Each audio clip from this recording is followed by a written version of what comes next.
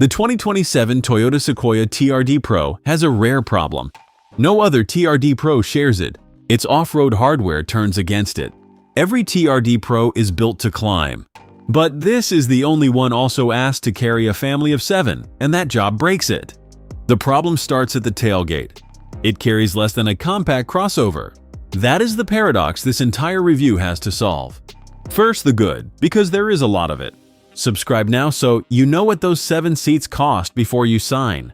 Underneath, the TRD Pro is seriously capable hardware.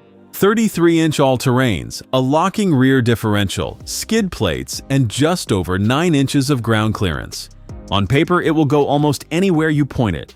The new Fox QS3 shocks even let you stiffen the ride by hand for a rough trail, which is a wonderfully strange thing to hand a 6,000-pound family SUV.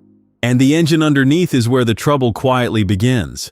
A twin-turbo V6 hybrid, the iForce Max, making 437 horsepower and 583 pound-feet of torque, enough to tow nearly 9,500 pounds. But that hybrid muscle comes at a cost. The battery that helps make all that torque has to live somewhere. And Toyota put it under the cargo floor, which raises that floor and steals the space a family actually needs. The solid rear axle that makes it so tough does the same thing to the third row. Rivals with independent rear suspension fold their third rows flat into the floor. This one cannot, and that single choice defines the whole vehicle. So the Sequoia will outclimb and outtow almost every 3 row on the road, then lose to them in a parking lot. That trade sits at the center of this truck, and whether you can live with it is the entire question. So step inside. This is where the story turns honest. The cabin looks the part. Red stitching, TRD badges, big clear screens, and front seats comfortable enough to justify the badge. The first rows impress. The third row is where reality arrives. That bench slides, but it never folds flat and never lifts out, so it always sits proud of the cargo floor.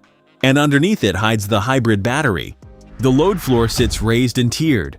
Behind that third row, you get just 11.5 cubic feet, less than many compact crossovers carry.